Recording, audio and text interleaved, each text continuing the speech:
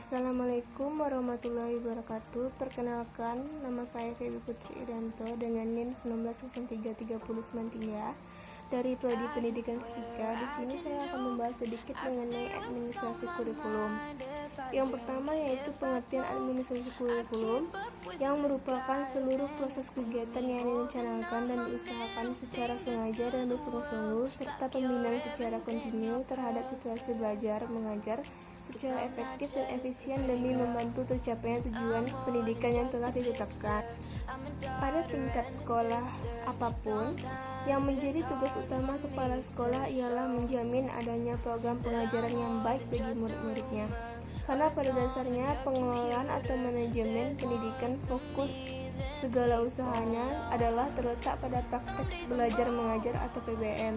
Hal ini nampak jelas bahwa pada hakikatnya segala upaya dan kegiatan yang dilaksanakan di dalam sekolah atau lembaga pendidikan senantiasa diarahkan pada suksesnya PBM. Yang kedua, kita akan membahas fungsi administrasi kurikulum. Dalam proses pendidikan perlu dilaksanakan administrasi kurikulum agar perencanaan, pelaksanaan, dan evaluasi kurikulum berjalan lebih efektif, efisien, dan optimal dalam memberdayakan berbagai sumber belajar, pengalaman belajar, maupun komponen kurikulum. Ada beberapa fungsi dari administrasi kurikulum, diantaranya sebagai berikut. Yang pertama yaitu meningkatkan efisiensi pemanfaatan sumber daya kurikulum. Pemberdayaan sumber maupun komponen kurikulum dapat ditingkatkan melalui pengelolaan yang terencana dan efektif. Yang kedua, meningkatkan keadilan atau equity dan kesempatan pada siswa untuk mencapai hasil yang maksimal. Kemampuan yang maksimal dapat dicapai peserta didik tidak hanya melalui kegiatan intrakurikuler, tetapi juga perlu melalui kegiatan ekstrakurikuler yang dikelola secara integritas dalam mencapai tujuan kurikulum. Yang ketiga yaitu meningkatkan relevansi dan efektivitas pembelajaran sesuai dengan kebutuhan peserta didik maupun lingkungan sekitar peserta didik. Kurikulum yang dikelola secara efektif dapat memberikan kesempatan dan hasil yang relevan dengan kebutuhan peserta didik maupun lingkungan sekitar. Yang keempat yaitu meningkatkan efektivitas kinerja guru maupun aktivitas siswa dalam mencapai tujuan pembelajaran. Pengelolaan kurikulum yang profesional, efektif, dan terpadu dapat memberikan motivasi pada kinerja guru maupun aktivitas siswa dalam belajar. Yang kelima, meningkatkan efisiensi dan efektivitas proses belajar mengajar. Proses pembelajaran selalu dipantau dalam rangka melihat konsistensi antara desain yang telah direncanakan dengan pelaksanaan pembelajaran. Dengan demikian, ketidaksesuaian antara desain dengan implementasi dapat dihindarkan. Di samping itu, guru maupun siswa selalu termotivasi untuk melaksanakan pembelajaran yang efektif dan efisien karena adanya dukungan kondisi positif yang diciptakan dalam kegiatan pengelolaan kurikulum. Yang keenam yaitu meningkatkan partisipasi masyarakat untuk membantu mengembangkan kurikulum.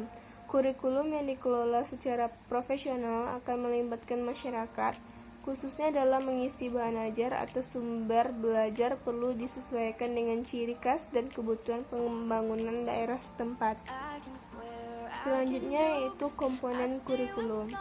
Mengingat bahwa fungsi kurikulum dalam proses pendidikan adalah sebagai alat untuk mencapai tujuan pendidikan, maka hal ini berarti bahwa sebagai alat pendidikan, kurikulum memiliki bagian-bagian penting dan penunjang yang dapat mendukung operasinya dengan baik. Bagian-bagian ini disebut komponen yang saling berkaitan, berinteraksi dalam upaya mencapai tujuan. Menurut Hasan Langgulung, ada 4 komponen utama kurikulum, yaitu: yang pertama, tujuan-tujuan yang ingin dicapai oleh pendidikan itu. Dengan lebih tegas lagi, orang yang bagaimana yang ingin kita bentuk dengan kurikulum tersebut. Yang kedua, yaitu pengetahuan atau knowledge. Informasi-informasi, data-data, aktivitas-aktivitas, dan pengalaman-pengalaman dari mana terbentuk kurikulum itu. Bagian inilah yang disebut mata pelajaran. Yang ketiga yaitu metode dan cara-cara mengajar yang dipakai oleh guru-guru untuk mengajar dan memotivasi murid untuk membawa mereka ke arah yang dikehendaki oleh kurikulum. Yang keempat yaitu metode dan cara penilaian yang digunakan dalam mengukur dan menilai kurikulum dan hasil proses pendidikan yang direncanakan kurikulum tersebut. Selanjutnya yaitu kegiatan-kegiatan administrasi atau manajemen kurikulum. Kegiatan manajemen dititik beratkan pada usaha-usaha pembinaan situasi belajar mengajar di sekolah agar selalu terjamin kelancarannya.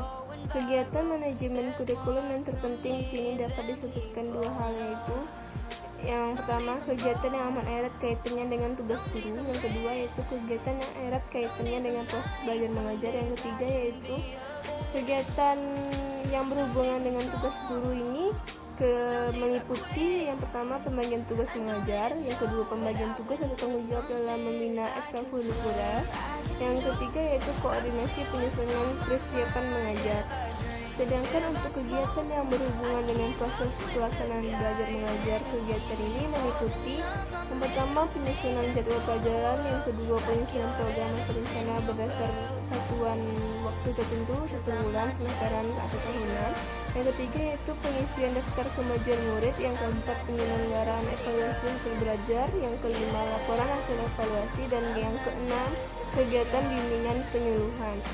Selanjutnya, pelaksanaan kurikulum.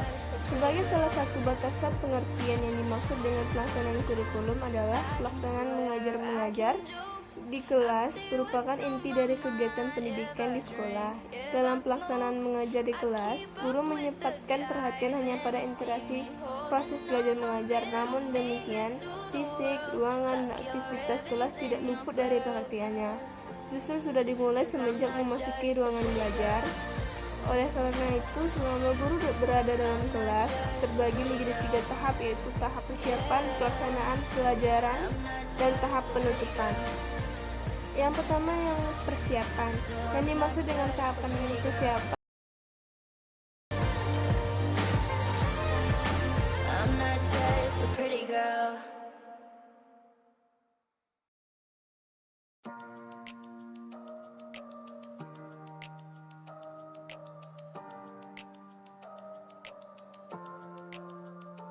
I can swear, I can joke, I say what's on my mind. If I drink, if I smoke, I keep up with